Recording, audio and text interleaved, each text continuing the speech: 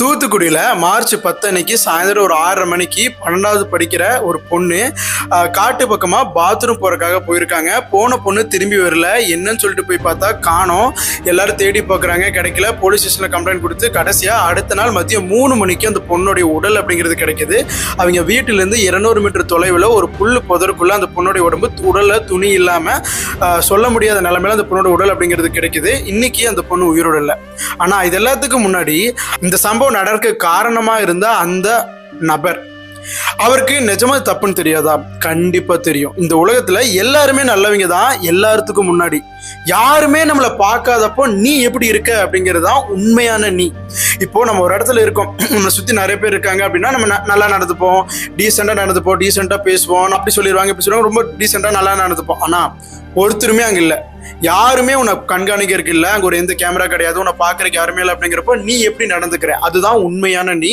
So கண்டிப்பாக அந்த நபருக்கு தெரியும் நம்ம பண்ணுறது தப்பு அப்படிங்கிறது தெரியும். நம்ம பண்ணுறது கண்டுபிடிச்சாங்கன்னா போலீஸில் போட்டு அரெஸ்ட் பண்ணிடுவாங்க, ஜெயிலில் போட்டுருவாங்க அப்படிங்கிறது தெரியும். பட் இருந்தாலும் அவனுக்கு எப்படி அந்த ஒரு தைரியம் வருது?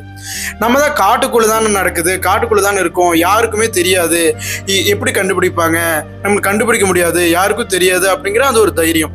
ஏன் இன்ஃபேக்ட் அவன் மற்ற விஷயத்துல எல்லாமே ரொம்ப மற்றவங்களை பொறுத்த வரைக்கும் இல்லை அவர் ரொம்ப நல்லவருங்க, நல்லா பேசுவார், எல்லாமே நல்லா பண்ணுவார், நல்ல டேலண்டடான பர்சன், எல்லாருமே வெளியே நம்ம பார்க்குறதுக்கு நல்ல பையனா நல்ல பொண்ணா நமக்கு தெரியலாம். பட் உள்ளுக்குள்ள அவங்களுடைய எண்ணங்கள், அவங்களுடைய கேரக்டர் எப்படி இருக்கு அப்படிங்கிறது அவங்களுக்கு மட்டும் தான் தெரியும்.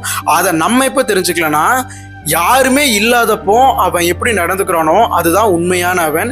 ஏன்னா இந்த பிரச்சனையில் 2 கேள்வி. ஒன்று, நம்ம தனி மனிதனா நம்மளுடைய வாழ்க்கையில் நம்ம எப்படி நம்மளுடைய கேரக்டர், நம்மளுடைய செயல் எப்படி இருக்கு அப்படிங்கிற ஒரு கேள்வி. இரண்டாவது பார்த்தீங்கன்னா போலீஸோடைய irresponsible ஸ்டேட்மெண்ட்ஸ். பிகாஸ் ஃபர்ஸ்ட் சாயந்தரம் 6:30 மணிக்கு அந்த பொண்ணு காணாமல் போன உடனே வீட்டு சொந்தக்காரங்களை தேடி பார்த்துருக்காங்க, கிடைக்கலன்னு பக்கத்தில் இருந்த கொளத்தூர் போலீஸ் ஸ்டேஷனுக்கு கம்ப்ளைண்ட் கொடுக்க போயிருக்காங்க. அவங்க இப்பெல்லாம் கம்ப்ளைண்ட் எடுக்க முடியாது, நீங்க காலையில வாங்கன்னு சொல்லிடுறாங்க. அதுக்கப்புறமா காலையில 10 மணிக்கு போனப்புறம் பொண்ணுடைய வயசை கேட்டுட்டு 17 வயசு, ஸோ இந்த கேஸை நாங்கள் எடுக்க மாட்டோம், நீங்க பக்கத்தில் இருக்க விளாத்திக்குளம் போலீஸ் ஸ்டேஷன்ல போய் கம்ப்ளைண்ட் கொடுங்க, உமன்ஸ் போலீஸ் ஸ்டேஷன் சொல்லிடுறாங்க. அந்த போலீஸ் ஸ்டேஷன் இங்கிருந்து 20 கிலோமீட்டர் தள்ளி இருக்கு.